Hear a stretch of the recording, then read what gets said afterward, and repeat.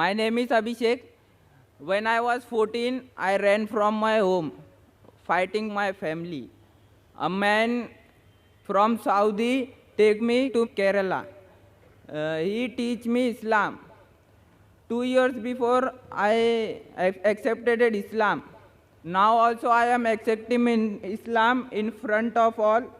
Ashhadu an la ilaha illallah, ashhadu anna Muhammadan abduhu wa rasuluh.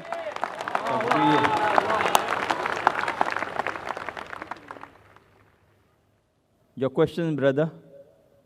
Any question you have for Dr. Zakir? No, sir. Dr. Zakir would like to comment on that. Dear brother, I welcome you and I congratulate you to the religion of peace. And surely you can testify that no sword was used by that Saudi. Did he use any sword on you, brother? No. Any force? No. Any gun? No. I Otherwise- accepted from my heart. MashaAllah. Otherwise, the IB will question me. MashaAllah. I would like to give you a translation of the Quran. If you can come on the stage. Because I remember the first time I gave a talk 8 days back. There was a sister there who accepted Islam. Believe me, I can't see the face. I can only see the face of the questioner who's on my left, on the first mic. I can't see your face. I can't see the face of the lady who accepted on the first day. On Saturday, the IB came questioning the intelligence. That, where is that lady? I said, I don't even know her face. Maybe on the television you saw her. The gathering is so vast. So surely the people on the television who see your face haven't seen your face.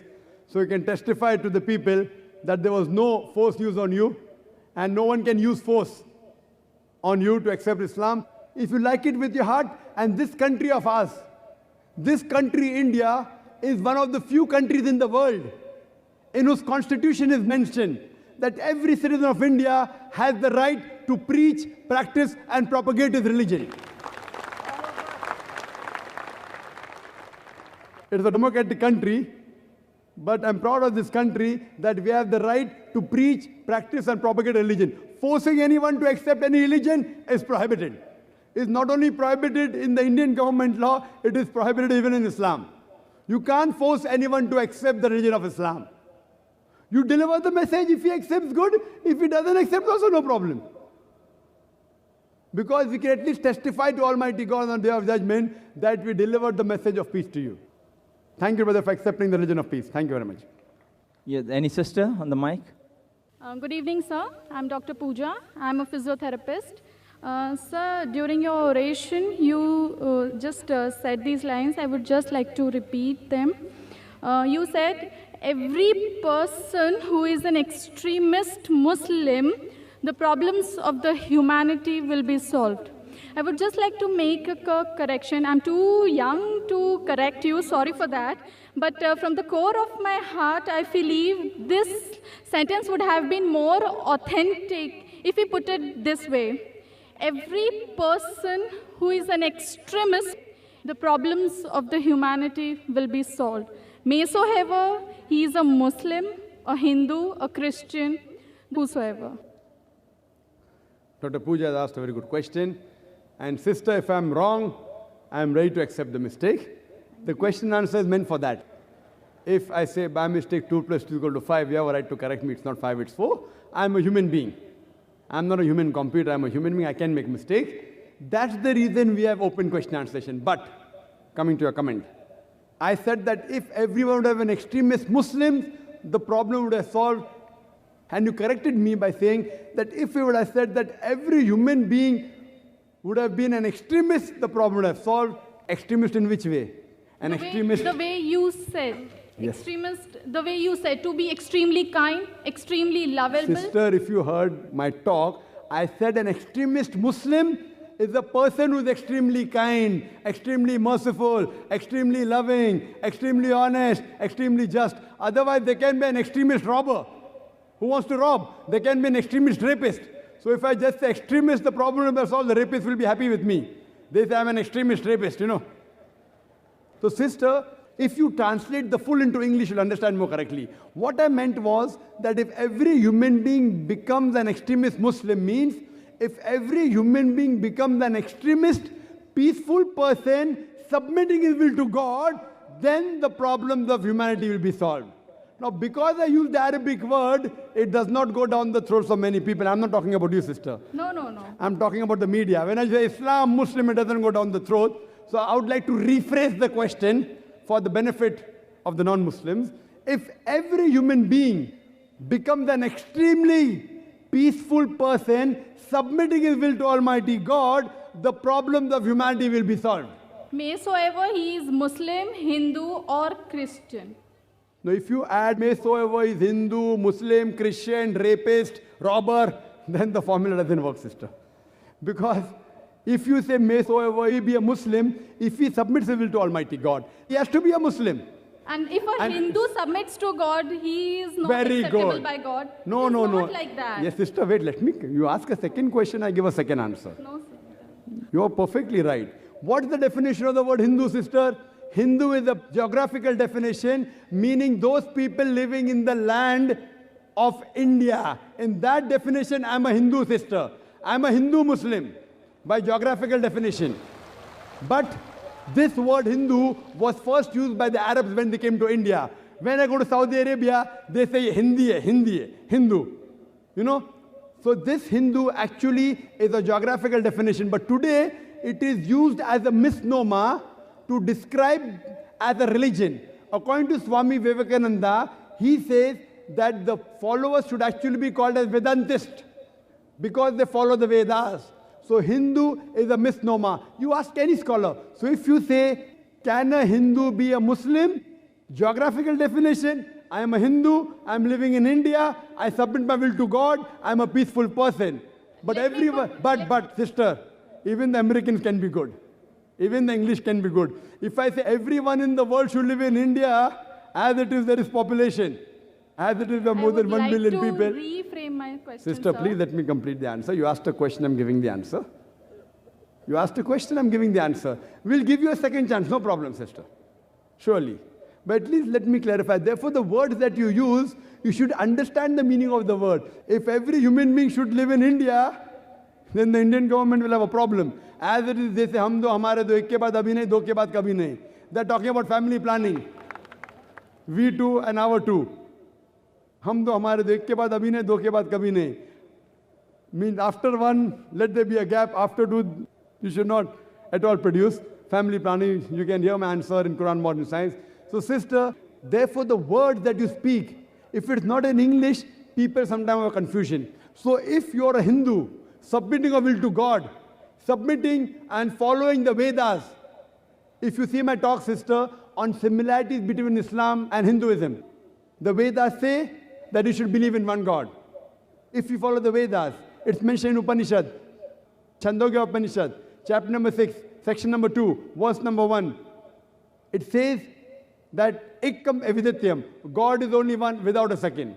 It's mentioned in the Veda, Yajurveda, chapter number 32, verse number 3. Na tasya pratamasti. Of that God, there is no pratima. Pratima means image, statue, sculpture, photograph. Of that Almighty God, according to Veda, there are no images, there are no photographs, there are no sculptures, there are no statues. If you are such a Hindu, it's mentioned in the Veda of another messenger to come, the final messenger, whose name is Prophet Muhammad, peace be upon him. He is prophesied in the Kalki Avatar, chapter number 2, verse number 5, verse number 7, verse number 9, verse number 11, verse number 15, that this Kalki Avatar, he will be born in the city of peace, that is Makkah. His father's name shall be Vishnu, Yash, servant of God, translated Abdullah, which was the name of the Prophet Muhammad Sallallahu Alaihi Wasallam's father. His mother's name shall be Sumati, means peaceful, serenity. In Arabic, it's Amina, which was the name of Prophet Muhammad Sallallahu Alaihi Wasallam's mother.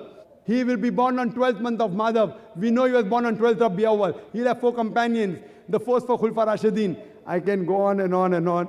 I've given a lecture on similarities between Islam and Hinduism. What I say, sister, that let us agree that at least one book is the word of God. Hindus will say that the Veda is the word of God. Christian will say Bible is the word of God. Muslim will say Quran is the word of God. Let us at least agree to follow what is common in the scriptures. Come to common terms as between us and you. Now what is not common, sister, let's not fight on that. We'll discuss that tomorrow. Fine? So let us agree, all the religious scriptures, all the major religious scriptures, whether it be the Bible, whether it be the Veda, whether it be the Quran, whether it be the Parsi scriptures, whether it be the Sikh scriptures, they say you have to believe in one God. Most of the major religions, they prophesy the coming of the last and final messenger. It's mentioned even in the Bible, in Deuteronomy, chapter number 18, verse number 18. Book of Deuteronomy, chapter number 18, verse number 19. In the book of Isaiah, chapter number 29, verse number 12. It's prophesied in the Song of Solomon, chapter number 5, verse number 16. In the New Testament, Gospel of John, chapter number 14, verse number 16. In the Gospel of John, chapter number 15, verse number 26. In the Gospel of John, chapter number 16, verse number 7. In the Gospel of John, chapter number 16, verse number 12, 14. Jesus Christ, peace be upon him, says, I have many things to say unto you, but ye cannot bear them now. For he, when the Spirit of truth shall come, he shall guide you into all truth. He shall not speak of himself. All that he hears shall he speak. So what we come to know from all these major scriptures, that you have to believe in one God, who has got no images, who has got no idols. You have to believe in the last and final messenger. So let us agree, sister. Let's not fight on the differences. Let's agree to follow what is common in the Hindu scriptures, in the Parsi scriptures, in the Christian scriptures. You're talking Hindu, Muslim. I'm talking about Parsiism. I'm talking about Islam. Let us agree to follow what's common. And inshallah, all the human beings who believe in God, they'll have to agree there's one God who has got no images, who has got no statues, and have to believe that one last and final messenger has to come, whose name is Prophet Muhammad, peace be upon him. Then we will have every human being should be an extremely peaceful person, submitting his will to Almighty God. Then the problems of humanity will be solved. Hope that answers the question, sister. Yeah, thank you, sir. We have brother Abhishek, who had just asked the previous question. He's already at the back of the stage, and he doesn't want to miss the opportunity to receive Quran from Dr. Zakir Naik. We allow him to accept it.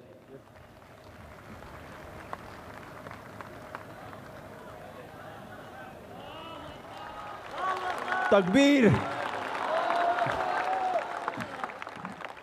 The brother came at the back of the stage and he was requesting the volunteers, I would like to receive. Alhamdulillah, we said we accepted. Yes, brother, the next question. हाँ जाकिर भाई मैं हिंदी में question करेगा ये जो इधर बहुत मुस्लिम भाई और बहन हैं तो उनका फीलिंग्स हर्ट होएगा तो मैं माफ़ी चाह मेरा नाम है महेश मेहता और मैं बिजनेसमैन हूँ ये जो कुरान है वो खुदा की भेजी हुई किताब नहीं है क्योंकि ये जो तौरेत जबूर इंजिल जो भेजा तौरेत मूसा अलैहिस्सलाम को भेजा जबूर दाऊद अलैहिस्सलाम को भेजा और ईसा अलैहिस्सलाम को तो इंजिल दिया तो ये अभी जो प्रेजेंट फॉर्म में नहीं है तीनों किताब ये लोग ने गड़बड़ कर दिया ऐसा बोलते हैं मुस्लिम जो भी आप लोग दूसरा बात ये भी है कि जो कुरान में पीपल ऑफ द बुक कई बार कहते हैं यहूदी लोग और ईसाई लोग को तो जो अपना अल्लाह रहेगा तो खुद अपना मैसेज देगा जैसा कृष्णा भगवत गीता में बोलता है ये करो ये नहीं करो तो ये किताब कोई आदमी ने लिखा है और जो 25 जो प्रॉफिट्स हैं जो बाइबल में हैं पूरे वो सब वही कुरान में है तो ये क्या है ये जो अभी जो इतना बड़ा अल्लाह है जो पूरा यूनिवर्स उसने बनाया है तो ये बात नहीं बोलेगा कि ये यहूदी लोग ये ईसाई लोग मतलब यहूदी ईसाई लोग को भी वो जानता था ये आदमी का ही काम है मेरे हिसाब से ऐसा मुझे लगता है and I want to ask other question also 1 minute you know I travel to Let him answer the first question, then we will allow you a second one, brother. The brother asked the question. He says, and I know Mahesh Bhai, he's been coming to IRF since 1991. And he takes more video cassettes from IRF even than the Muslims. So his list in IRF, taking maximum number of video cassettes, literature, etc. Mahesh Bhai asked the question that as the earlier scriptures, as the Quran says, Torah, Zabur, Injil, revealed to Moses, David, Jesus Christ, peace be upon them, that the Muslims say it has changed. So in the Quran, when the Quran speaks about the Jews, that, oh, people of the book, Jews and Christians. So when it speaks about in such a way, so isn't the Quran also written by the human beings? Correct? Your argument is that how does it speak about the Jews and Christians? Brother, if you had come for my earlier talk, is the Quran God's word? Were you there for the talk? No, I was not. That talk dealt with this topic in detail. I don't intend repeating the full talk.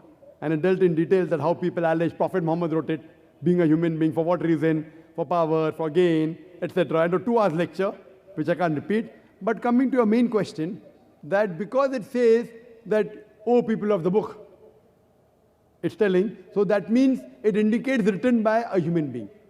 Brother, if you analyze in the Quran, as you rightly said, that there are 25 messengers mentioned by name.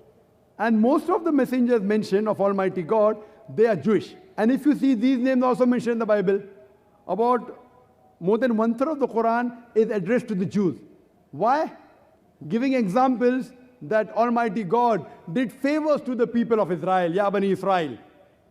Don't you know the favors we did unto you, but you did so and so thing. So these are examples given in the Quran by Almighty God. That there were prophets who came earlier to these people. Some people rejected the prophet, some people accepted the prophet. So when it is giving an example, it says, Kul, ya ahlal kitab, say, O people of the book, ta'alaw ila kalmatin sawa bayna bainakum. Come to common terms as been assigned you. So the Quran is telling us Muslims that you have to speak to the people of the book. People of the book means people of the revelation. Indicating in this Quran specifically, when the word people of the book is used, it is referring to Yahud and Nasara, to the Jews and the Christians. So Allah is telling the Muslims to talk to the Ahl Kitab. Allah also says, Ya Ahl Kitab, O people of the book. So that means Quran is addressing not only to the Muslims or to the Arabs, but to the Ahl Kitab also. Therefore I mentioned that this last and final revelation, the glorious Quran, was not sent only for the Muslims or the Arabs, it was sent for the whole of humanity. If it was a human work, as you say, then Almighty God will never mention that go and ask the Jews and Christians. It is mentioned in the scriptures. At that time, there were many who did not know about the Jews and Christians, what happened in the past. When they checked up, it turned out to be true. Further it says, it talks even about prophecies, that's what's going to happen in the future. So all these things, brother, it cannot be the work of a human being. For more details, you can refer to my talk, Is the Quran God's Word? Hope that answers the question. I travel more than 55 countries, and Quran and Hadith, they prohibit the idol worship.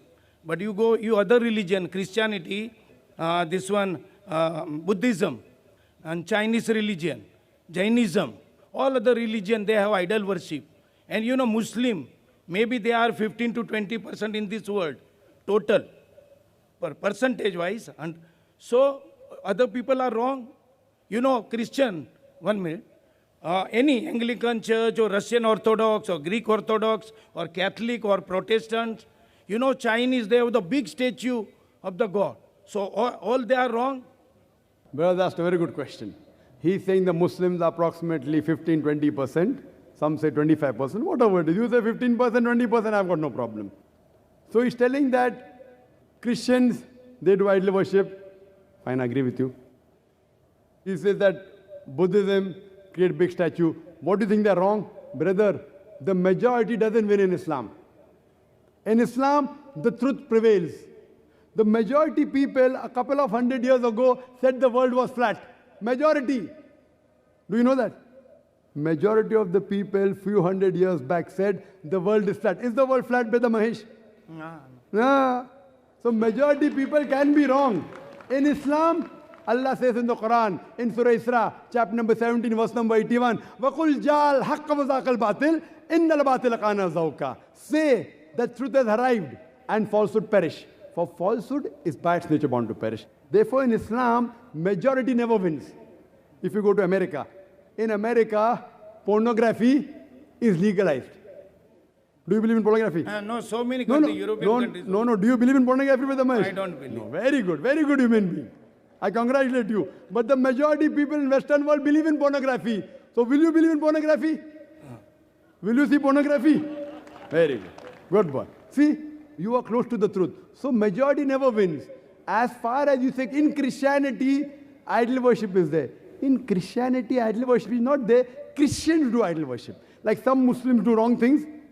If you read the Christian Bible, which you have read the Christian Bible, I'm sure, it's mentioned in the Bible, in the book of Deuteronomy, chapter number 5, verse number 7, 8 and 9, thou shalt not have any graven image of me, Almighty God. He's telling in the Old Testament, thou shalt have no graven image of me, of anything, of any likeness, in the heaven above, in the earth beneath, and the water beneath the earth. Thou shalt not serve them, nor bow down to them, for I, thy God, thy Lord, is a jealous God. Same message repeated in the book of Exodus. Chapter number 20, verse number 3 to 5, that thou shalt have no graven image of me, of anything, of any likeness, in the heaven above, in the earth beneath, in the water beneath the earth. Thou shalt not bow down to them, nor serve them, for I, thy God, thy Lord, is a jealous God. So according to the Old Testament, idol worship is prohibited. And Jesus Christ, peace be upon him, said, it's mentioned in the Gospel of Matthew, chapter number 5, verse number 7 to 20, think not that I have come to destroy the law of the prophets. I have come not to destroy, but to fulfill. Whosoever shall break one of the least commandments and teach men to do so shall be called least in the kingdom of heaven. And whosoever shall keep the commandment shall be called great in the kingdom of heaven. Unless your righteousness exceeds the righteousness of the scribes and the Pharisees, in no way shall you enter the kingdom of heaven. That means if you want to enter the kingdom of heaven, according to Jesus Christ, peace be upon him, you have to follow each and every law of the Old Testament, of Moses, peace be upon him. No making images of Almighty God. Yet they make. Why? All the Christians don't make. The Protestants don't make. Your knowledge of Christians is a bit less. You're a student yet. The Catholics, they make. They make a statue. That's the reason the Protestants, they protest. What you're doing is wrong. So according to the Bible, you should not make images of Almighty God. I agree with you. Most of the Hindus, they do idol worship. And I quoted earlier, Nata Sripate Masti. Of that God, there is no pratima. There are no images. There are no sculptures. There are no statues. Brother, do you do idol worship? I am doing now. But you're not following the Veda. Because I believe in all religion. All they are Believe same. all the... God knows, because God knows this. All religion. Brother, if you are believing in all the religions, that means irrespective whether you are following other religion or not, you are not following Hinduism. Brother, you are not following Hinduism. What I am telling you, God is sleeping now. He knows everything. He created all the earth and heaven. So He knows every religion have their own place, like Islam. Brother, let's ask one question at a time. There's a big queue there. I will answer your next question. After that, go behind the queue. You are most welcome to ask your question. Fine? You ask that, is God sleeping? Allah gives this answer in the Quran, in Surah Baqarah, chapter number 2, verse number 255. Allah says, Allahu la ilaha hayyul qayyum, la ta'khudhuhu sinatun wa la nawm. That Allah is eternal, absolute, He is self-subsisting. He does not require to sleep. No slumber can seize Him, nor does He require rest. You and I require to sleep. You and I require rest. God does not require to sleep. Allah clearly says in the Quran, if He wanted, He could have made each and every human being except Islam submit to the will. If He wanted, very easy, just kun fayakun. But this is a test for the hereafter. God is testing you. God is testing me. If God wants, He can easily make you not do idol worship. But where is the test? The test is, God has given you the rules. Now, do you follow the rule or not? You say you follow all the religions. You're not following Hinduism. You're not following Islam. You're not following Christianity. You're not following Sikhism. You're not following Buddhism. Buddhism, quote me any reference from Dhammapad, from any Buddhist scriptures where Buddha said, make a statue of me. He never said that. Where did he say that? Tomorrow, if any Muslim makes a statue of Prophet Muhammad, peace be upon him, if he makes a statue and calls the Muslim, I say it's wrong. The Prophet never said to make a statue of him. So just because someone diverts and does the wrong thing, whether he's in minority or majority, that does not become the truth. Buddha never said make a statue of him. So if someone is against the Buddhist sculptures, they're helping the Buddhists follow the religion. So just because they made a big statue of Buddha, that does not mean they're following Buddha. Therefore I said, if you want to understand religion, don't look at followers. Brother Mahesh, don't look at me. Look at the scriptures. Look at the Quran. Read the Veda. At least what is common, follow. What is not common, keep it aside. If you say you follow all the religions, you're not following Hinduism. You're not following Christianity. You're not following Islam. Leave aside all. I am requesting you at least follow what is common. What is not common, you can discuss later on. You are not even following what is common. Leave aside following all the religions. So the day you stop doing idol worship, then I can say at least you are following one major part of all the religions. The day you believe in Prophet Muhammad, peace be upon him, as the last messenger, then I can say you are following the two major pillars in most of the major religions. Hope that answers the question. Okay, thank you. Thank you, brother. Can we have the next question? Is there a brother who's a non-Muslim? Yeah, good evening, doctor. My name is Jay Majid here. I have completed my engineering this year And first of all, this is my first time I've been visiting your open talk, and it was really appreciable the knowledge of all the scripts you have and the confidence you have, and a lot of Muslim supporters which really follow you. Now, my question to you is a bit political. Now, I would like to ask you, Doctor, do you advise all the Muslims to follow the principles of Mahatma Gandhi, like example of non-violence satyagraha, which he fought for us to get an independence from Britishers? As I believe and I respect all the holy books like Quran, Gita, Bible. Apart from that, in today's world, I feel I am more an Indian.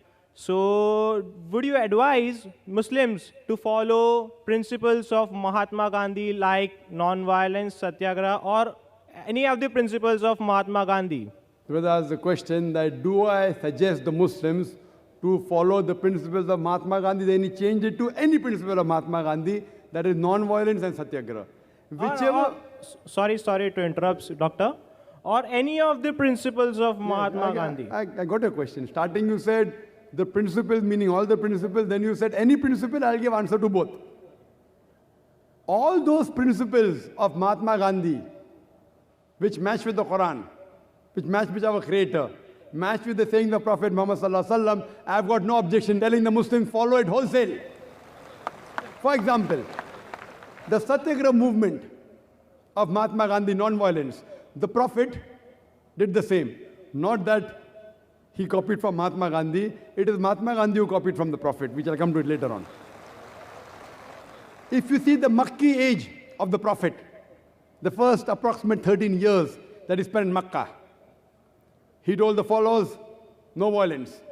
Many non-Muslims who accepted Islam, they were fierce warriors. The Prophet said, your jihad is sabr. Sabr means patience. Many Muslims were killed and butchered. The pagan Meccans that time, they targeted the weak Muslims. They tortured them. They killed them. So those who were powerful, they got angry. They said that they killed our brothers, we will take revenge. The Prophet said, your jihad is sabr. See, someone who has the power to fight back, and he fights back, it's good. But someone who has the power to fight back, and the commandment is don't fight back, and then he restrains himself, that is real jihad. Jihad in Arabic means to struggle. It means to strive. So here the Prophet's commandment was non-violence. They went on the streets only saying that we bear witness that there is no God but Allah and Prophet Muhammad, peace be upon him, the messenger of Allah. People stoned them, they did not retaliate. People abused them, they did not retaliate. The Prophet went to Taif, people stoned him, he didn't retaliate. So this is one of the strategies, but not the only strategy. So do you want to complete the answer?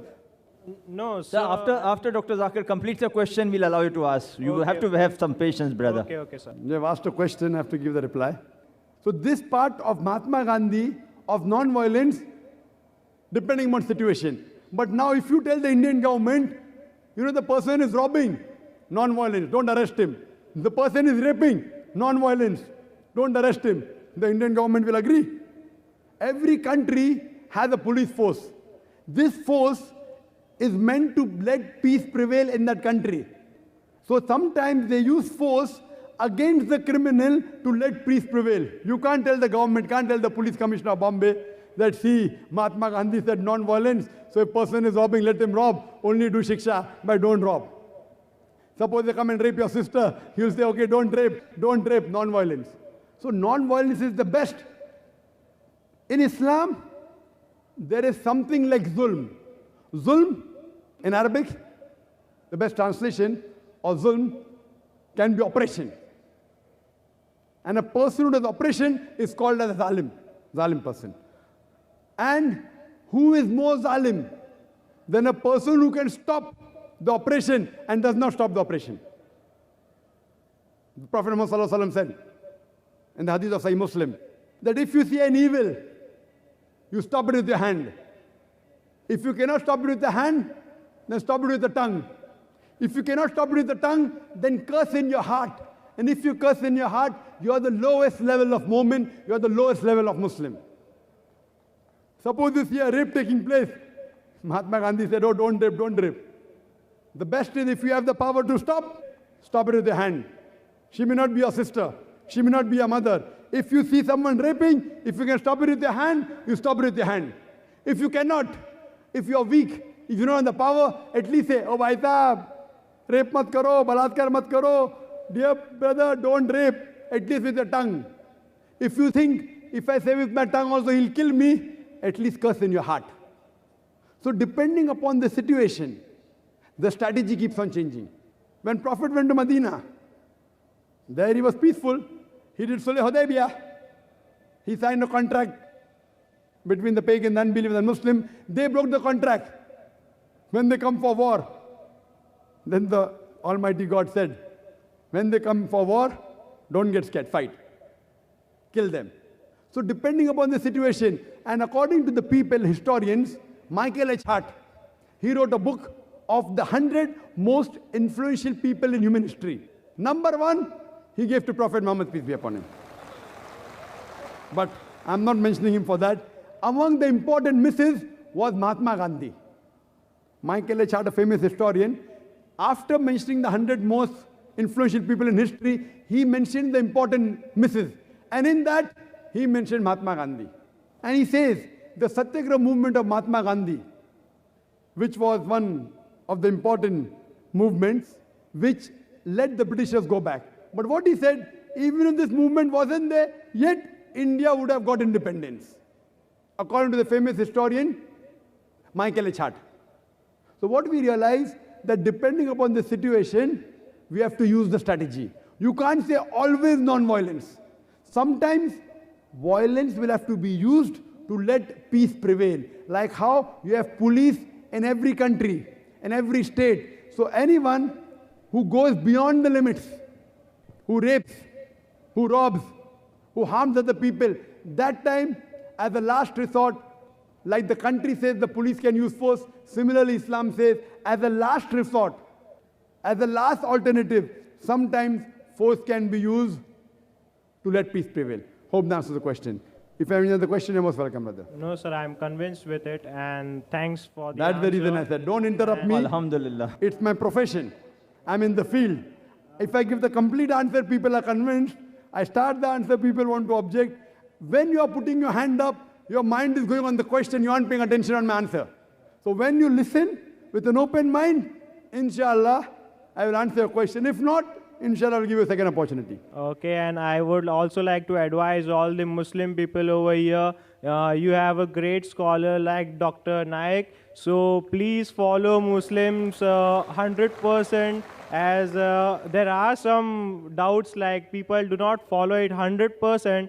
So I hope all the Muslims will follow the Muslim religion 100% and make India proud. Thank you. Thank you very much, brother. I would request that all the Muslims should follow Prophet Muhammad, peace be upon him, and the last and final revelation, the glorious Quran. As far as the brother, he said that Muslims should follow me 100%. I request him that even he should follow me, at least what I speak about the Quran and the Sahih Hadith. So, brother, we are waiting for an opportunity. I want you also to follow me. Me, as long as I match with the Quran and Sahih Hadith. If I don't match with Quran and Sahih Hadith, even Dr. Zakir Naik is zero. Zakir Naik has got no value. What I say, if it matches with the last and final commandment, the glorious Quran, and last and final messenger, Prophet Muhammad, peace be upon him, you follow me. I request you, even you should follow me, what I speak about the Quran and the Sahih Hadith. Yes, sister. The next question. Assalamu alaikum. This is Bhageshri Sawan. I'm a non-Muslim. I want to accept Islam in front of everybody because I want all these people to view him on my shahada on the day of judgment. Ashhadu anna ilaha illallah. Ashhadu anna Muhammadu Rasulullah.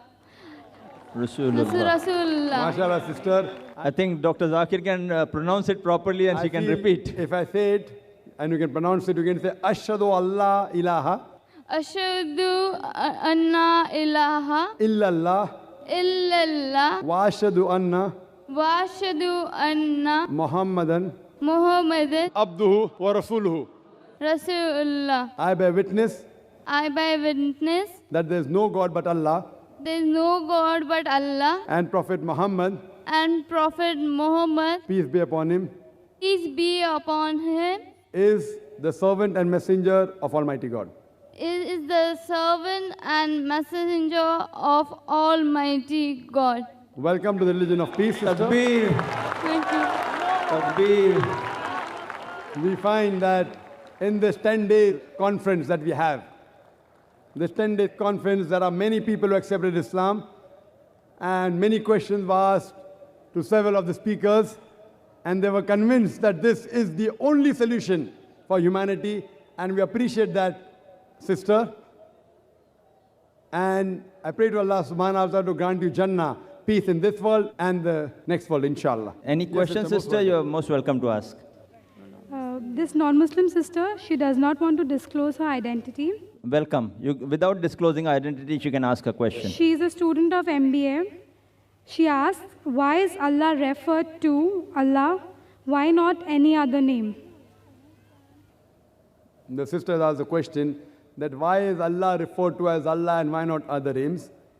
The reply is given in the Quran in Surah Isra, chapter number 17, verse number 110, where it's mentioned in the Quran, قُلِ ذُلَّهِ عَبِدُ الرَّحْمَنِ أَيَّمَا تَدُوا فَلَا الْأَسْمَاءُ الْحُسْنَى. Say, call upon him by Allah or call upon him by Rahman. By whichever name you call upon him, to him belong the most beautiful names. You can call Almighty God, Allah subhanahu wa ta'ala, by any name, but it should be a pure name. It should be a correct name. It should be a name given by himself. And there are no less than 99 attributes given in the glorious Quran and the Sahih Hadith. Ar-Rahman, Ar-Rahim, Al-Kareem, Al-Hakim, most merciful, most compassionate, most wise, no less than 99. And the crowning one is Allah. And this message that to Allah belongs the most beautiful names, besides Surah Isra chapter 17 verse number 110, it's also repeated in Surah Taha chapter number 20 verse number 8, and Surah Araf chapter number 7 verse number 180, and Surah Al-Hashr chapter 59 verse number 24, where Allah says that to him belong the most beautiful names. But the crowning name is Allah. Now why do we Muslims prefer calling Allah by the Arabic word Allah instead of the English word God? The reason is, sister, all the other names and words, they can be played around with. For example, the English word God, if you add S to God, it becomes gods, plural of God. There's nothing like plural Allah. Kul huwallahu ahad. Say He's Allah one and only. If you add D-E-S-S to God, it becomes goddess, a female God. In Islam, there's nothing like male Allah or female Allah. Allah subhanahu wa ta'ala has got no gender. If you add father to God, it becomes Godfather. He's my Godfather. He's my guardian. There's nothing like Allah Abba or Allah Father in Islam. If you add a mother to God, it becomes Godmother. There's nothing like Allah Mother or Allah Ammi in Islam. If you prefix tin before God, it becomes tin God, meaning a fake God. There's nothing like tin Allah in Islam. That's the reason we Muslims, we prefer calling Allah by the Arabic word Allah. And that's the reason this word Allah is also present in most of the major religious scriptures. If you read the 6 scriptures, one of the attributes given to Almighty God is Allah. If you read the Christian Bible, in the Gospel of Mark, chapter number 15, verse 34, in the Gospel of Matthew, chapter number 27, verse number 46, when Jesus Christ, peace be upon him, when he was put on the cross, he cried out, Eli, Eli, lama sabachthani. Oh God, why hast thou forsaken me? Does Eli, Eli, lama sabachthani sound like, oh God, why hast thou forsaken me? No. But if you translate into Arabic, it says, Allah, Allah, lama taraktani. Similar. So Hebrew and Arabic, they are sister languages. And if you read the Scofield dictionary, it pronounces Allah also, Eli also as Allah, A-L-A-H. Same. So Allah is even mentioned in the Bible. Even in the Hindu scriptures, it's mentioned in the Vedas. There's a separate Upanishad by the name of Allah Upanishad. So this word Allah is also mentioned by name in the major world religious scriptures, this is the proper name of the true Almighty God. Hope that answers the question. Yes, brother. मैं doctor Balwant Shastri Bihar प्रवासी संघ के मैं राष्ट्रीय अध्यक्ष हूँ और बम्बे में बहुत दिन से रह रहा हूँ। हाशमी आजमी साहब भी हम लोगों के पहचानते हैं, कई बार मुलाकात करते हैं। आपके अंतर्राष्ट्रीय सम्मेलन में आने के सौभाग्य प्राप्त हुआ, इसके लिए सभी भाइयों को मेरा तरफ से नमस्कार। शुक्रिया। मैं एक चीज़ बहुत उत्सुकता बस मैं कहना चाहता हूँ कि हिंदू फिलॉसफी के अंदर में वसुधैव कुटुंबकम, वसुधैव कुटुंबकम, पूरा पृथ्वी मेरा कुटुंब है, परिवार है, ऐसा हिंदू फिलॉसफी में कहा है। और सर्वे भवन्तु सुखिनः सर्वे सन्तु निरामया, मतलब सब सुखी हो, सब आनंदित रहे और सब अपने रोजी रोटी कमाते हुए खूब आनंद से रहे, यह संदेश हमारे हिंदू फिलॉसफी में दिया है। मेरे ख्याल से आपके फिलॉसफी में भी, आपके दर्शन शास्त्र में भी इसी तरह के संदेश होगा और इस संदेश को आप लोगों ने समय समय से प्रचार भी किया है।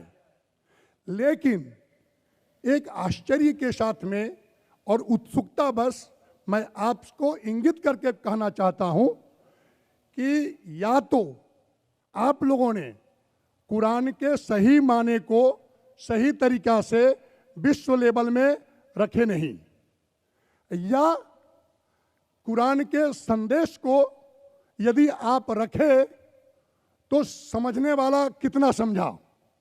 दूसरी बात यह है कि आज पूरे विश्व के अंदर में जितनी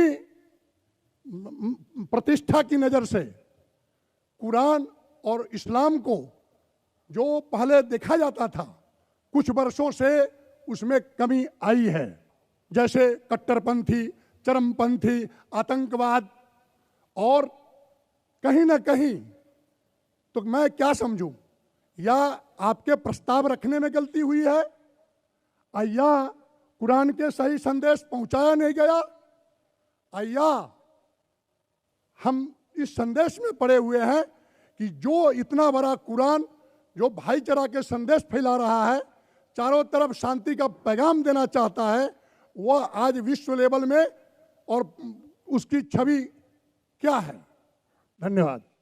The brother asked a very good important question.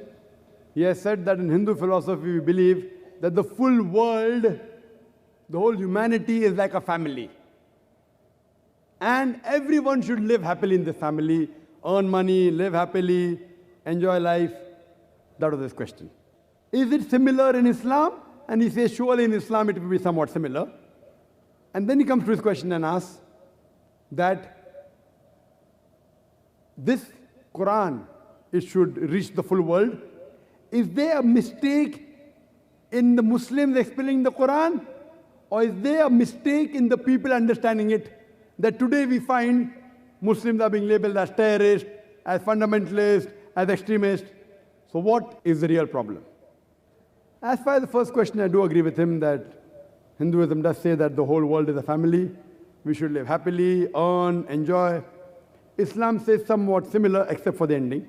Allah says in the Quran in Surah Hujurat, chapter number 49, verse number 13, Ya ayyuhan nasu inna khalaqnakum min zakarin wa unsa wa jalnakum shu'uban wa qaba'ila lita'arafu inna akramakum indallahi atqakum inna Allaha alimun khabir. O humankind, we have created you from a single pair of male and female, and have divided you into nations and tribes so that you may recognize each other, not that you may despise each other. So the Quran says that all the humankind has got one common grandparents, Adam and Eve. May Allah be pleased with them both. And Allah has divided us into nations and tribes, different colors, different languages, so that you may recognize each other. And the criteria for judgment in the sight of Almighty God, it's not wealth, it's not caste, it's not color, it's not sex, but it is taqwa. And God Almighty said, most honored, in the same verse of Surah Hujurat, chapter 49, verse 13, Allah continues and says, and the most honored amongst you is the person who has taqwa. In Hinduism, He said that we have to lead a life happily, earn. In Islam, we have to lead your life happily, yes, but on the basis of taqwa. The only criteria in which makes you superior, it is taqwa, it is righteousness, it is God consciousness. It's not money, it's not wealth, it's not sex, it's not caste. Now coming to his question, that the Quran is such a good book, is it that there's problem in communication regarding the preaching of Quran, or are we not able to understand? That's the reason, brother, we're having this talk. Islam, the solution for humanity. The problem is in media portraying Islam. And we Muslims, it's our fault. I do agree with you. We aren't expert in media. We Muslims are to blame. As it is the duty of every Muslim to convey the message of Islam, to convey the message of the Quran to the whole of humanity. We aren't doing a full job. We are trying. We are trying a level best. Today, the best way you can reach the masses. Now, see the gathering. Surely hundreds of thousands, I don't know how many. But yet, for us, it is retail. 100,000 is retail for me. We believe in millions. Therefore, we're showing live on the satellite channel. And there's estimated viewership of more than 60 million people watching. 60 million. The 100,000, 200,000 is peanuts. I can give shahada to Allah subhanahu wa ta'ala that we have delivered the message to humankind. And 60 million is at least 1%. Yet it is nothing. 1% of humankind, if you count it to be 6 billion. What we want, that we Muslims should be more forward in media. There should be more channels. It should spread much more. And I do agree with you, there is a problem in understanding.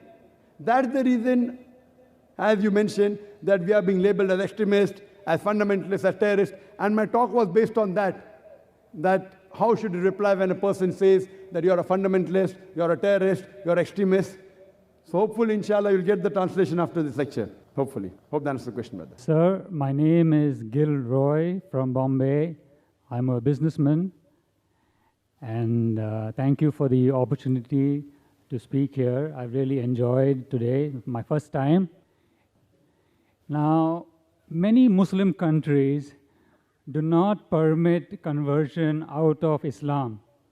But correct me if I'm wrong, I don't know of any non-Muslim majority country which prohibits people from converting into Islam. Now, what is the right thing in Islam? Because as you say, you don't need the sword for Islam, and thousands and millions of followers will anyway get into Islam. What would be your response? The brother asked a very good question and a very important question, that why don't some of the Muslim countries allow conversion or allow propagation?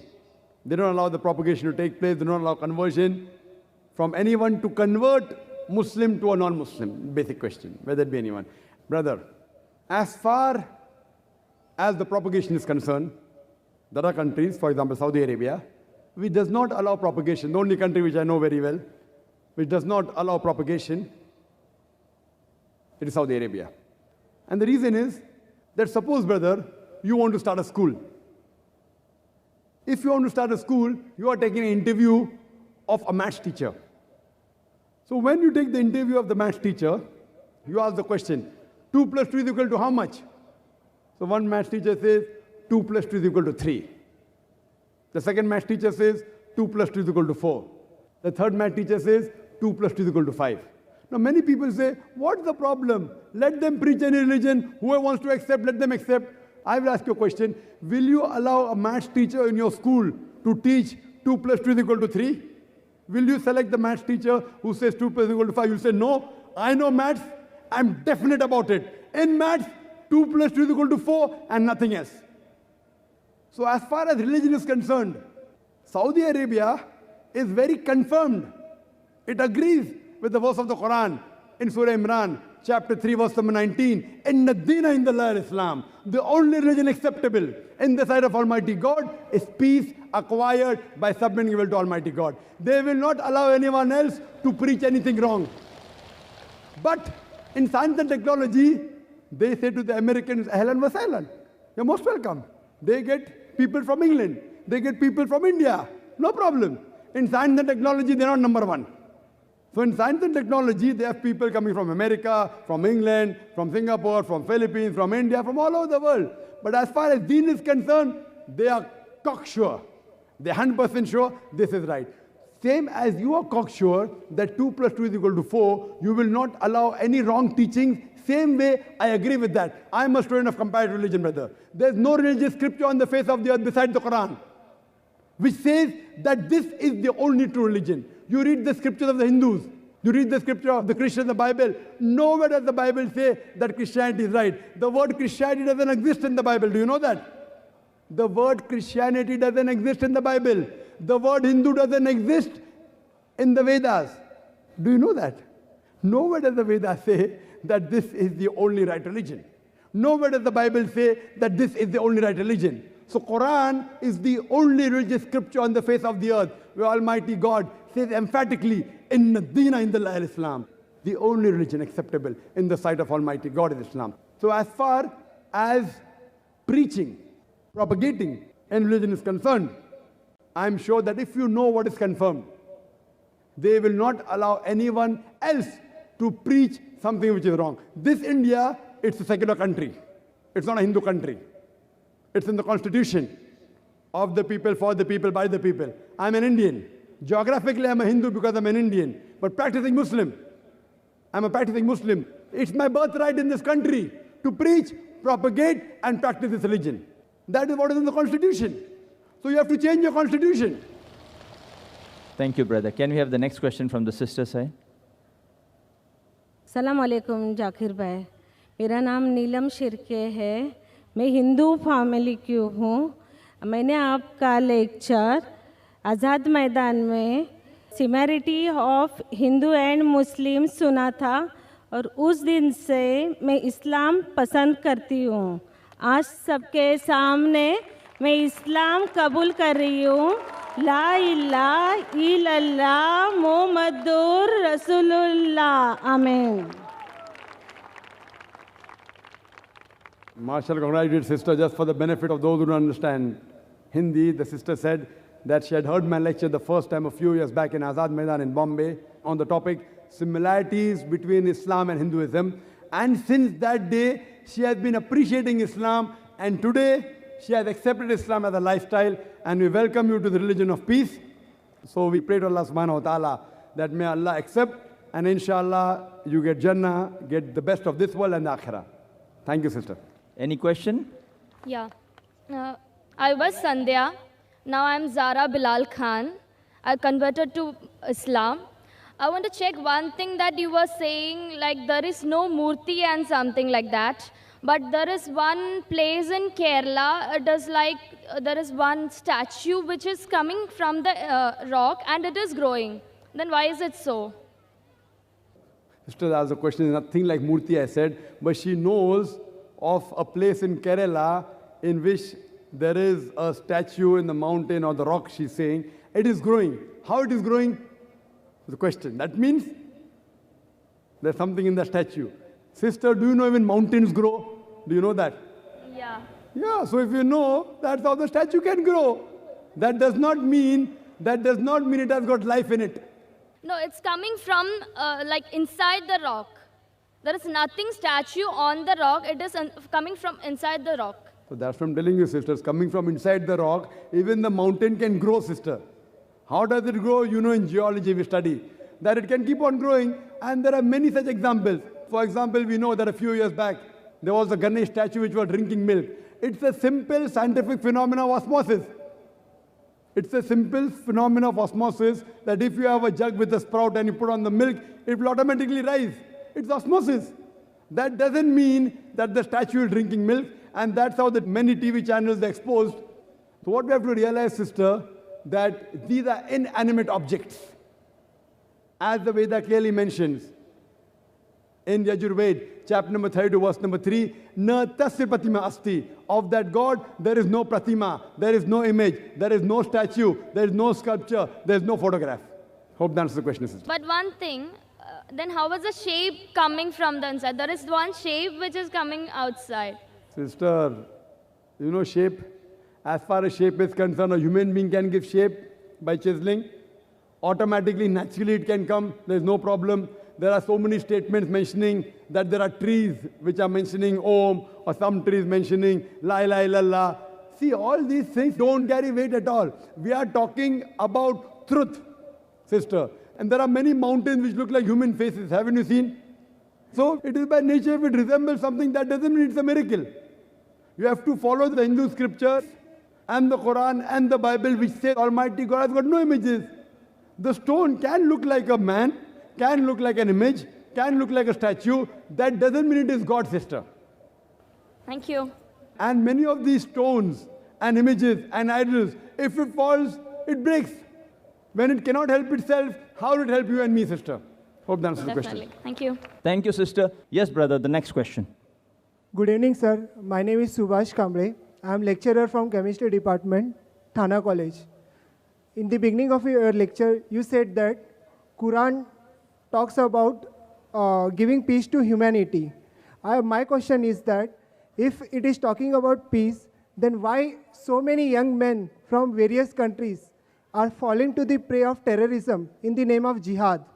What is the concept of jihad? Thank you, sir. The brother asked a good question, that if Islam and Quran speak about peace to humanity, then how come there are so many young Muslims and other Muslims from different countries who are fighting and who are talking about jihad? What is the concept of jihad? As far as the word jihad is concerned, jihad comes from the Arabic word jahada, which means to strive. It means to struggle. So jihad basically means to strive against struggle. Jihad does not mean holy war. Holy war, if you translate to Arabic, means harbun muqaddasa. There is no Arabic word harbun muqaddasa in the Quran or any of the Sahih Hadith. This is a mistranslation by the media and the Orientalists. There is no holy war. Jihad does not mean holy war. Jihad means to strive, to struggle. Furthermore, in Islamic context, it means to strive and struggle to improve the humanity. It means to strive and struggle to bring peace in humanity. It also means to strive and struggle in the battlefield in self-defense. It also means to strive and struggle against oppression. Jihad basically means to strive and struggle. Now coming to your question, that how come then so many youngsters from different countries, they are fighting? Point number one, there are possibilities, and it's a fact, that some of the Muslims, they are being misled by the antisocial elements. That fight, it's there in Islam, etc., misquoting out of context. But this is a small percentage. The major reason, according to me, is how the media portrays.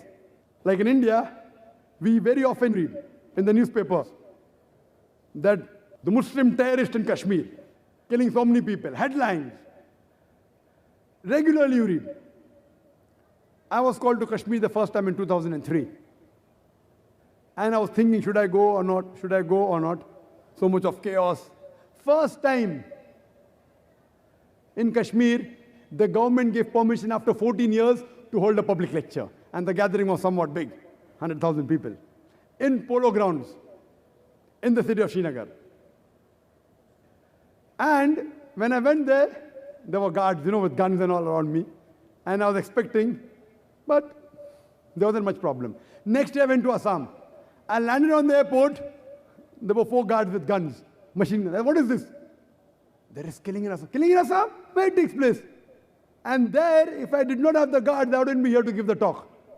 But in the papers, where do we hear about the killing going on in Assam? There are more people being killed in Assam than in Kashmir. Who hears about the LTT? You know the LTT? The Tamilians, they are called as Tamil Tigers. They are not called as Hindu terrorists. Why?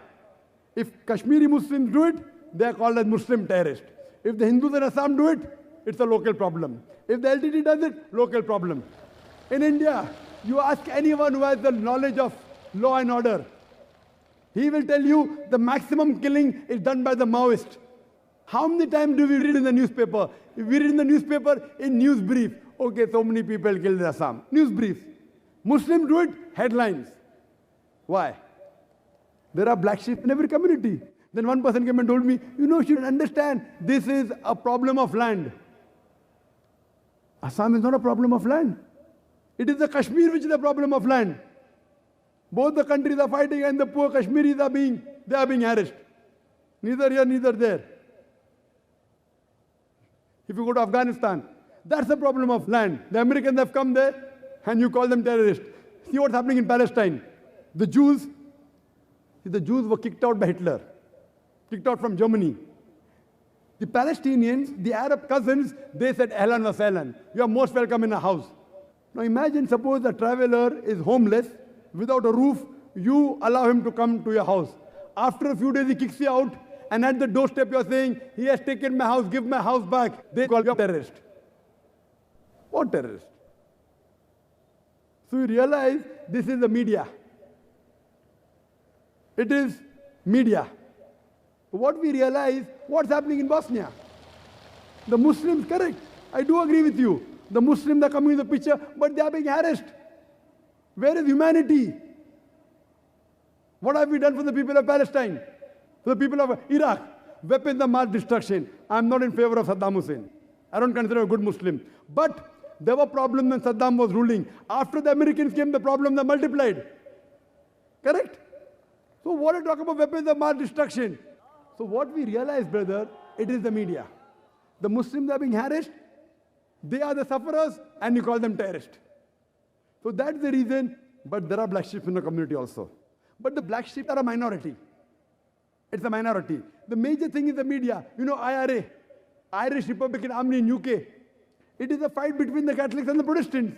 No one calls them as Catholic terrorists. Why? More than 100 years. But Tony Blair and the new Prime Minister are more worried about Muslim terrorists. They aren't worried about IRA, which has killed hundreds of people. How many bomb blasts have they done? They are more having secret meetings about how to stop Muslim terrorists. And it's very common. Any politician, he wants a vote bank. The new Prime Minister came, then there was Jasco bombing. You know Sabil Ahmed? Have you heard Sabil Ahmed? Very good. I have heard him, I haven't seen him. It came in the Indian papers. You know Sabil Ahmed? Sabil Ahmed was a fan of Dr. Zakir Naik. And he organized Dr. Zakir Naik's lecture in Bangalore. In the full article on terrorism. Then they talk about Sabil Ahmed. Then they talk about Dr. Zakir Naik. Why? Because Dr. Zakir Naik is popular. Article will carry more weight. Then they continue saying that Dr. Zakir Naik, however, is vehemently against terrorism. They include my name in the article. You know the issue of Lal Masjid in Pakistan. CDs were found of Dr. Zakir Naik. So you should be happy. When the Indian press is saying Dr. Zakir Naik is against terrorism, you should be happy that Sabil Ahmed has my DVDs. You should be happy that Lal Masjid has my DVDs. If I'm against terrorism, so you should realize that maybe there were tens of thousands of Muslims who have done terrorist act. Because they are my fans, they have stopped doing terrorism. Because if a person is sick, he has to go to a doctor. Correct? So you can't say that sick people are going to the hospital. A sick person should go to the hospital. So if you assume that these are terrorist organizations and they're hearing my lectures, the Indian government should be happy. When Dr. Zakir Naik speaks against terrorism, they should be happy that these people are listening to me. I may not be able to convince everyone, but at least quite a few I'm convincing. But in the article, they write my name for weightage. You know, so it becomes, if you write against Islam, the chances the article will be selected very easy. And that's common. Same with Khushwant Singh. You know Khushwant Singh? Now his age is 94. Year before last, he wrote an article against me. Couple of weeks back in November, he wrote an article against me. He says, in the first article he mentioned, that I watch Dr. Zakir Naik's program religiously every day. He writes. He praises me, talks about my memory, and then criticizes me in his style. Again, he wrote an article that in Delhi, there was a book exhibition, and the hot seller was Dr. Zakir Naik's book on answers to the 20 common questions asked by non-Muslims. Oh, that person has fantastic memory, blah, blah, blah, blah. But I will reply to 4 of his questions. And he replies to pork, to alcohol, to polygamy, as well as parda, hijab. And you read the article. Time will not permit me to speak about everything. In pork, I say that it is the most shameless animal, more than 70 diseases. It is the only animal that invites its friends to have sex with the meat. So I said, if you eat pig, you behave like pig. It is the only animal that invites its friends to have sex with the meat. He said, I did not know that. And he says that I don't know the Western countries, they're having pig, and I don't see any epidemic or any disease. See, doctors tell us today that don't go to a prostitute, you'll have AIDS. But everyone that goes to prostitute does not get AIDS. The percentage is small. The minority of the people get. Similarly, everyone that has pork doesn't get these diseases. But today, more than 50% of the Americans, they are suffering from hypertension. And one of the causes is because of pig eating.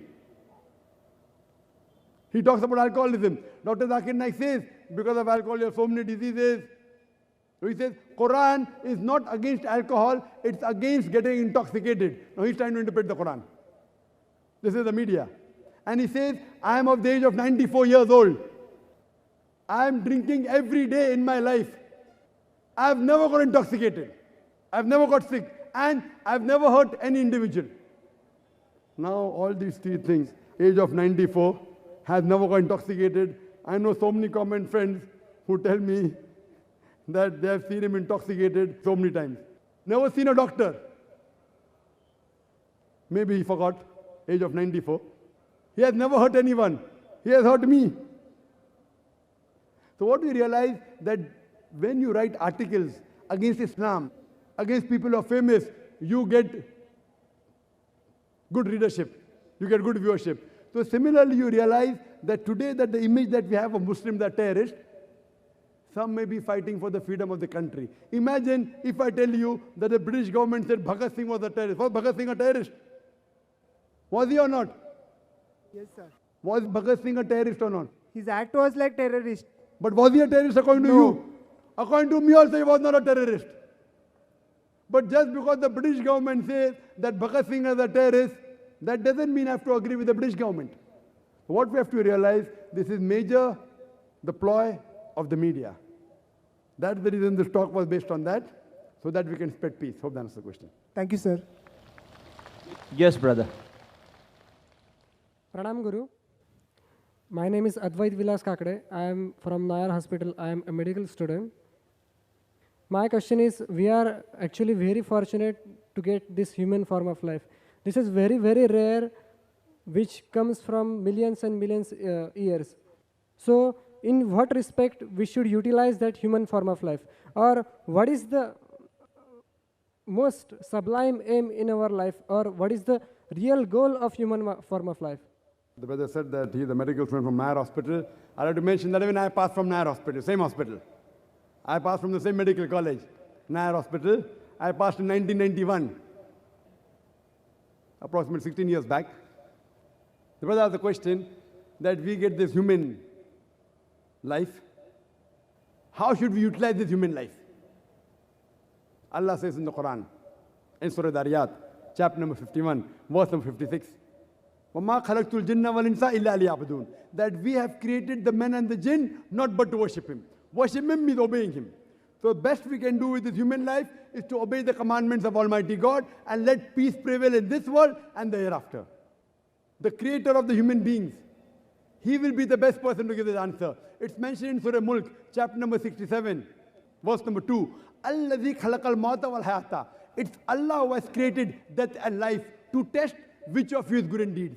This life that we have, brother, is a test for the hereafter. We are undergoing a test.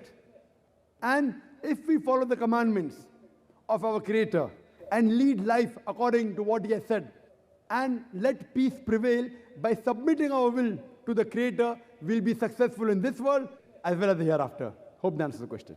Yes, but what we student, we young student, what should you do for that? What you should do? Brother should read the Quran. Read the Quran and implement on the guidance of the Quran. If you read the Veda speaks about one God, no idol worship. The Veda says there is a Rishi to come, there is a Kalki Avatar to come. He will show you good things.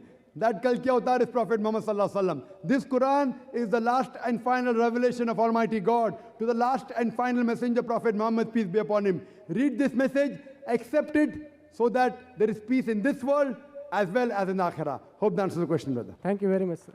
Yes, sister. Myself, Aarti. I am a non-Muslim. I'd like to ask a question that, first of all, very thanks for and giving me this opportunity to listen to you and understand Islam. What I understood from your talk is mainly that it's a religion which believes in peace and harmony and scientific and rational beliefs. If it is so, then how does it believe in the whole idea of God, and how does it believe the whole idea of heaven or the hell, if it's so rational? Sister has a question that she's heard the lecture. She's very happy to know Islam is a religion of peace, and it's a scientific religion, it's a rational religion. You're asking that if Islam is a rational religion, then how come it believes in God? It believes in heaven and hell. Sister, the only way you can believe in God is through science. Today, if I have to prove to an atheist, the only way I can prove is through the Quran with the help of science. The best tool I've got today. Previously, it was miracles, then came the age of literature and poetry. Every age, Quran is a miracle of miracles. It's a miracle of all times. So because of this, if you heard my talk, I've proved that because a person who believes in science, if he's rational, he will have to agree that Quran is the word of God. If he does not believe in science, if he's not rational, if he's not understanding, there's high chances he will not believe in the Quran. That's the reason I said today, science is not eliminating God, it is eliminating models of God. As far as science is concerned, the concept of God, most of the scientists, they believe in the existence of God today. Previously, according to Francis Bacon, it says that little knowledge of science makes you an atheist, but in-depth knowledge of science makes you a believer in God. Now coming to your second question about heaven and hell. Now if you analyze the Quran, whatever the Quran speaks about science, approximately you can say that 80% what the Quran speaks about science has been proved to be 100% correct. About the creation of the universe, about the shape of the earth, light of the moon, that the sun rotates and revolves, water cycle, geology, botany, etc. 80% of what the Quran speaks about science is 100% proved to be correct. The remaining 20%, it goes in the ambiguous slot. Neither right, neither wrong. So my logic says, when 80% is 100% correct, and the remaining 20% is neither right, neither wrong, not even 0.1% of the 20% has been proved to be wrong, my logic says that inshallah, God willing, even the 20% will be right. So heaven and hell, angels, jinn, science hasn't advanced that far. Today science has advanced maybe to understand 80% of the Quranic verses we speak about science. Tomorrow, maybe 50 years later, 100 years later, 200 years later, science will talk about heaven, will talk about hell, will talk about jinn. So my logic says, it's not an illogical belief. It's a logical belief. When 80% is 100% correct, and the remaining 20%, not even 0.1% is wrong. No scientist today can say that he can prove scientifically there is no hell. No scientist today can prove scientifically there is no heaven. He can say, I don't know. Maybe it is, maybe it is not. It is ambiguous.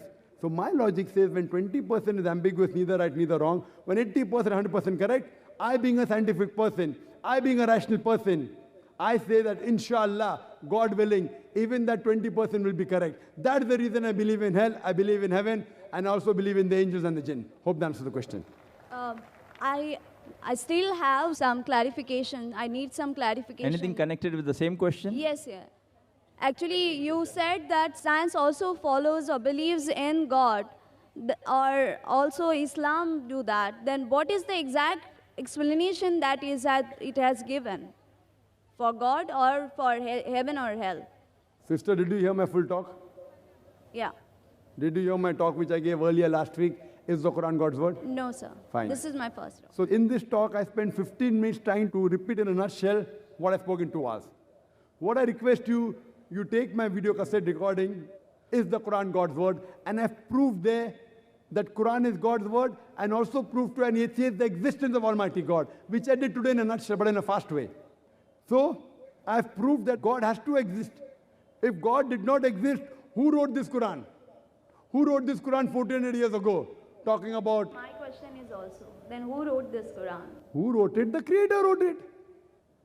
God wrote it. No human being can write. Sorry? What is the explanation for that? The explanation is my talk of 2 hours, sister. You can take the video cassette. And the similar talk I'd given in Bombay in 1995. I'd request some of the volunteers, the lady volunteer, to give you a copy of my talk, which I said in 1995 in Birla Matushri. Take that talk. Inshallah, it will give you more details about the explanation of God, as well as the existence of God, and Quran is the word of God. Hope that answers the question. Sister, you can collect the book also, Quran in Modern Science, on the way out, as well as Is the Quran God's Word? These should satisfy most of your answers on that topic. Yes, brother. Thank you, sir. Sir, I am Dr. Rajesh. I am homeopathic doctor, and I have 2 questions. That I have read that about Muhammad Paigambar as the last and the final prophet. Why the stress is given on the word last and the final? And are you afraid of any new one? And if God decides and will send a new one, don't you welcome him? And अगर मैं ऊपर वाले का दीदार करना चाहता हूँ तो इस्लाम में उसका क्या solution है? Thank you, sir. Brother, there's 2 questions. One thing, that why do you stress so much that he's the last prophet? If God wants to send a second one, can't he send? And the last question, if I want to see Almighty God, what is the solution? I'll come to the last question later on. Sir, the first question, why do I stress that Prophet Muhammad is the last prophet? Not only I stress, the Vedas stress, the Purana stress, the Bible stress, as well as the Quran and the other scriptures. Allah says in the Quran, in Surah Azab, chapter number 33, verse number 40, Ma kana Muhammadun aba ahadim min rijalikum walakin Rasulullah wa khatamun nabiyyin wa kana Allahu bi kulli shay'in alima. That Prophet Muhammad, peace be upon him, is not the father of any of you men, but he is the prophet of Almighty God. He is the seal of the prophets. And Allah is all-knowing, full of knowledge. Now when Almighty God said, if Almighty God wants to send, he can surely send. But Almighty God does not speak a lie. Almighty God doesn't tell a lie. It's mentioned in the Quran in chapter 33, Surah Azab, chapter 33, verse 40, that this is the last prophet. So Almighty God knows. If he wanted to send another prophet, he would not have mentioned this is the last prophet. So because he had mentioned the last prophet, I believe in it. And since Almighty God, he knows the future. You and I don't know the future. Almighty God knows the future, and he said that this is the last. Therefore, I believe in it. Now, depending upon the requirement, what was required, he has given. Some people say, why didn't he send Prophet Muhammad on the day one? You know, my son wants to do medicine. He said, why don't you put me in medical college directly? First you have to go to school. Standard 1, Standard 2, Standard 3, pass school, then medical, right? So depending upon how the humanity progressed, Almighty God kept on sending messengers. And by name 4 are mentioned, but there were many revelations sent. Torah, Zabur, Injil by name is mentioned. Now Almighty God thought it fit that 1400 years back, humanity reached a level to understand the Quran. Then he sent his last and final messenger, Prophet Muhammad, peace be upon him, last and final message, the glorious Quran. Now if Almighty God wants, he can surely send. But since he has mentioned he will not send, he will not send. And this religion has completed. The previous scriptures were not in the complete form. Allah mentions, Almighty God mentioned in the Quran, in Surah Ma'idah chapter 5 verse number 3, that on this day have I completed my favor unto you, have chosen for you Islam, and complete the religion for you. After the religion of Islam is completed, nothing new can be added, nothing can be subtracted from this religion. It's complete. That's the reason, if anyone today says that he gets revelation from Almighty God, anyone who says he's a prophet of God, he has to go to a psychiatrist. Today, there are hundreds of people claiming to be God, people claiming to be prophets of God. They require a psychiatrist. Because after this, no other revelation will come. After this, no other prophet will come.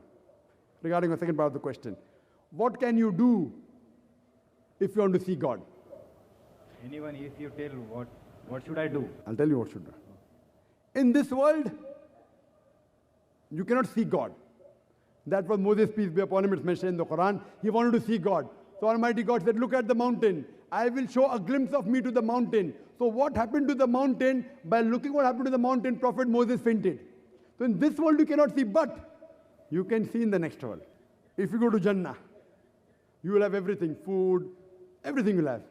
The people, it mentioned Hadith, they will crave to see the face of Allah subhanahu wa ta'ala. So if you want to see Almighty God, you have to read the final revelation of God, the glorious Quran, and follow the final revelation, and follow the last and final messenger, Prophet Muhammad, peace be upon him. If you follow the scripture and the last and final revelation, inshallah, you'll go to Jannah. If I follow, I will go to Jannah. And then, inshallah, if we both have the same aim, both of us will go to Jannah, and inshallah, we will see Almighty God. Hope that answers the question. Thank you, sir. Yes, brother. मेरा नाम किशोर है, मैं मणिपुर से आया हूँ, north और सिर्फ India से। जैसे आप लोगों ने बताया कि अभी कश्मीर में आप लोगों को जिहाद के नाम पे टेररिस्ट बताए जा रहे हैं, वैसे मणिपुर में मणिपुरी जो रहते हैं वहाँ पे जितने उग्रवादी करते हैं हम लोग, उस हिसाब से वहाँ पे हम लोग उनको टेररिस्ट बोलते हैं। उनकी वजह से आज मैं 15 दिन से यहाँ पे हूँ और मुझे वहाँ पे बताया गया कि मैं यहाँ पे मरा हुआ हूँ। मेरे घर वालों को ये मालूम है कि मैं मर चुका हूँ और उनसे डर के मारे मैं यहाँ पे बॉम्बे में आया हूँ। और मणिपुर में आज तक आप लोग का ये पीस चैनल नहीं देखा और मैं बहुत अच्छा रिलीजन कैचर हूँ, मेरी नॉलेज बहुत अच्छी है।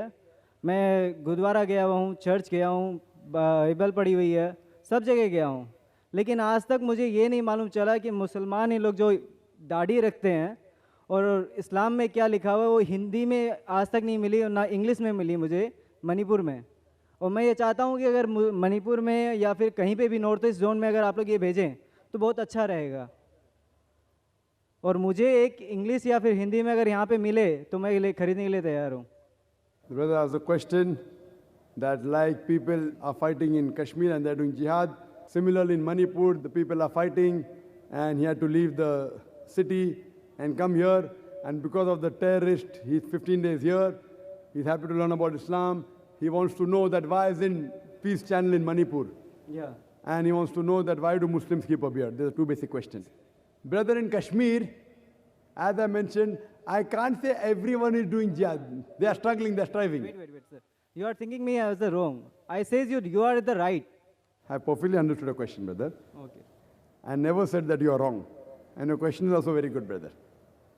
But I'm trying to clarify that everyone fighting in Kashmir, they may not be doing the true jihad. Some people for the ulterior motive may be doing wrong thing. Those who are truly following the commandment of the Quran and fighting, then you can say that they are doing jihad fi sabilillah. I cannot put a blanket rule that everyone in Kashmir is doing jihad fi sabilillah. Now coming to your question of Manipur. I know that there is a lot of fighting going in Manipur and because of them you are here. Maybe it is Allah's planning.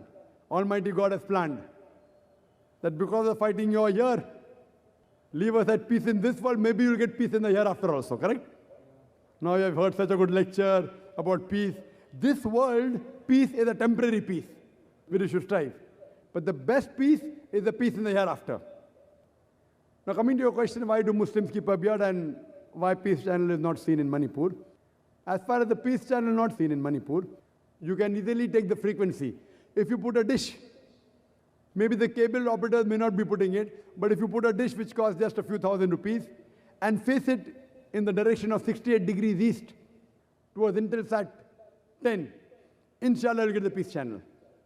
You can try and tell the cable operators to see it. We cannot go to Manipur and try and force them. But if they put the dish and face it to 68 degrees east and tune into the frequency, inshallah I'll get it. Coming to your question, why do Muslims keep a beard? What I say, that if the label shows your intent to wear it, I'd give them the talk, that if the label shows your intent to wear it, for example, if you go to a conference of intellectuals, the people wear a label. I'm a doctor, I'm an engineer, I'm a scientist. It gives an informal introduction. When you go to a gathering, a conference, only of doctors, then the specialty is mentioned. Says, Dr. So-and-so, he's a cardiologist, neurologist, nephrologist. If you have a heart problem, you go to cardiologist. If you want to know about kidney, then you go to nephrologist. If you have brain problem, neurologist. Informal introduction. The Quran says in Surah Anam, chapter number 6, verse number 54. The Quran says that وَإِذَا جَاءَكَ الَّذِينَ يُؤْمِنُونَ بِآيَاتِنَا فَقُلْ سَلَامٌ عَلَيْكُمْ. That when you meet those who believe in our signs, you say salam alaikum. You wish them salam alaikum. Islam pays stress on saying assalamu alaikum. It's the religion of peace. Now minimum in a day, every Muslim at least has to pray 5 times a day. Now when he prays 5 times a day, even if he prays only the fard salah, the compulsory salah, 5 times into 2, when we end the salah, we say assalamu alaikum wa rahmatullah. Assalamu alaikum wa rahmatullah. May peace and mercy and the blessings of Allah be on all the people on my right. May the peace and mercy and blessings of Almighty God be all the people on my left. Every salah I say twice. I have to read minimum 5 salah. Minimum 10 times I'm wishing salam to all the people on my right. The peace be on people on the left. If I read the sunnat-e-muaqadah, that is another 10 times. So minimum 20 times I wish salam to the people on my right and people on my left. If I read the normal sunnah, it may be more. Anytime I meet a Muslim, I have to wish him assalamu alaikum. May peace be on you. It's also mentioned in the Quran, in Surah Nisa, chapter number 4, verse number 86. It says, when anyone gives you a greeting, gives you a courteous greeting, wish back more courteously or at least the same. So anyone wishes me assalamu alaikum, I have to say wa alaikum assalam wa rahmatullah. If anyone says peace be on you, I have to say may peace and mercy be on you. If someone says assalamu alaikum wa rahmatullah, I have to say wa alaikum assalam wa rahmatullahi wa barakatuh. I have to wish back better. If someone says assalamu alaikum wa rahmatullahi wa barakatuh, I have to wish back at least the same. Wa alaikum assalam wa rahmatullahi wa barakatuh. If someone tells me assalamu alaikum, and if I say wa alaikum assalam, words are the same, but it's coming from the bottom of the heart. Even that is better. So Allah says in the Quran, wish back more courteously. Now, when I'm traveling, and when I meet Muslims, how will I know that he's a Muslim? So, we have identity, beard. But today, in the media, if you are a beard, you're a terrorist. Yeah. Now, but look at the brother, let me complete the answer. Please let me complete the answer. If the Sikhs keep a beard and wear a turban, they are called as staunch followers. If Muslims keep a beard, they are called a terrorist.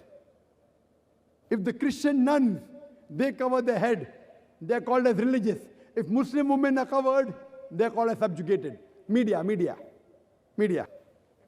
See, this beard can't even harm a fly. And this cap of mine, it can't even harm a fly. If you read the Quran does not say you should keep a beard. There's only one verse in the Quran, in Surah Taha, chapter number 20, verse number 94, where Moses, peace be upon him, he catches the beard of Harun alayhi salam, Aaron, peace be upon him. And he says that, O son of my mother, why do you catch me by my beard? That is the only place where the beard has come. But our beloved Prophet says in Sahih Bukhari, volume number 7, hadith number 780 and 781, our beloved Prophet said, do the opposite of what the pagans do. Trim your mustache short and grow the beard. Now, because it is a commandment of the Prophet, Allah says in the Quran, Atiullah wa Atiur Rasul. Obey Allah and obey the Messenger. Our Prophet has commanded and we obey. And it is a good way for me to identify. Many people, when I go to anywhere on the streets or go to a foreign country, they see a cap and a beard, Assalamu alaikum, Assalamu alaikum, wa alaikum salam. It's an informal introduction. I'm spreading peace. So what we realize that it is an informal introduction. And like for example, if you go in a car, if you're the doctor, he puts a cross. Why? To identify that that car belongs to a doctor. If you have some emergency, you can stop the car and you can ask for help. Now when you see a person having a beard, as well as covering the head, you know he's a Muslim. I remember, and if you ask your grandparents 50 years back, 100 years back, they will tell you that the non-Muslims, when they wanted to hire a taxi, a cab, they looked for a driver who wore a cap and who had a beard. Muslim driver, he won't take me for a ride. When they wanted to buy from a grocery, they wanted to buy from a person whose owner had a beard, Muslim. He will not cheat. But today, if you wear a cap or a beard, it means you're a terrorist. So, if the name is maligned, we have to reinstate that glory to this beard. Fine? And it is only a label. It's a commandment of the Prophet. He said it, therefore we do it. It cannot even harm a fly, but it gives an informal introduction that we are Muslims. We can wish each other.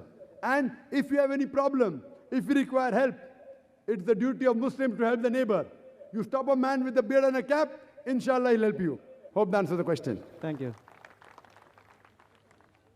Thank you, brother. Can we have the next question, sister? Assalamu alaikum, Dr. Nayak. My name is Monita. I'm a media professional. I wanted to know if accepting prasad is haram for a Muslim and why. The sister asked the question that is accepting prasad for a Muslim haram or not? Prasad is the food that is given to God, to the idols etc. in Hinduism. Quran says in no less than 4 different places. In Surah Baqarah, chapter number 2, verse number 173. In Surah Ma'idah, chapter number 5, verse number 3. In Surah Anam, chapter number 6, verse number 145. And Surah Nahl, chapter number 16, verse number 115. It says that حُرِّمَتْ عَلَيْكُمُ الْمَيْتُةُ وَالدَّمُ وَلَحْمُ الْخِنْزِيرِ وَمَا أُهِلَّ بِغَيْرِ اللَّهِ بِهِ. Forbidden for you for food are dead meat, blood, the flesh of swine, and any food on which any name besides Almighty God's name is taken. So any food on which any name besides Almighty God's name is taken, it is called as haram. That's the reason to accept prasad and to eat prasad is prohibited in Islam. And even if you read the Vedas, even in the Vedas, since the Veda clearly mentions, Natasya Pratimasti, of that God there is no pratima, there is no image, there is no idol, there is no sculpture, there is no photograph, there is no painting. Even giving food to the idol is prohibited in the Veda. So that's the reason, because it's prohibited in the Veda, it is wrong to put food on the idols. Similarly, because the Quran prohibits it, for us Muslims to accept it or to eat it is wrong, sister. Hope that answers the question. Sir, one more thing. I'm a Sindhi and I go to the Gurudwara. There is no idol at the Gurudwara. There's just a Granth. We still have prasad in the Gurudwara. It's called Kana Prasad. But you still can't accept that. What is the reason for that? Sister, that's It's not accepted. It's not offered to an idol. That's right. Sister, I'm a student of even the Guru Granth. And even according to the Sikh scriptures, the Adi Granth, Guru Granth, it speaks about oneness of God. And it says that Almighty God has got no idols, no images. There are various attributes given to Almighty God, Rahim, Kareem, Allah, various. Till here we are going together. But unfortunately, when you go to Gurudwara, though Sikhism does not believe in the concept of God in which there are images, but yet they worship the Granth as the Guru, because the Gurus have gone. And on this, when they give the food, it's indirectly similar. Though according to the scriptures, idol worship is prohibited. So because of this indirect giving of the food, even according to the Guru Granth, Almighty God does not require to eat. So where's the question of you giving food to Almighty God? Quran says in Surah Anam chapter 6 verse number 14, Allah feedeth everyone but does not require to be fed. So where's the question of you giving food to Almighty God? So sister, you are not following the Adi Granth. Now because you're not following the Adi Granth, Almighty God does not require food. He can sustain without the food. He is the one who feedeth everyone. Hope that answers the question. Wa akhir da'wan alhamdulillahi rabbil alameen. I would request the brothers to be seated for 2 minutes as we close. I would request our honored speakers who have come from USA, Canada to kindly come on stage. The brothers would like to have a glimpse, and we have this grand successful. We request Brother Yasir Fazaga, Sheikh Jafar Idris, kindly come on stage with Dr. Zakir Naik. Let our audience have a view of our wonderful speakers who have come all the way thousands of miles. They have come here to share their views. Many of our audience was not here on the other days. We'd like them to have an idea. We request the audience to kindly be seated for 2 minutes as we finish the closing ceremony.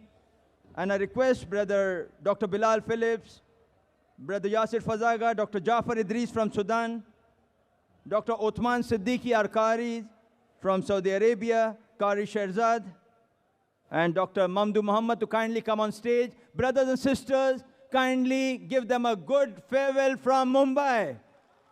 Allahu Akbar. Takbir. Jazakallah khair for being with us. Captain Ash-Shamimri also from Saudi Arabia. They have been giving talks for all the last 10 days. We had 6 sessions every day.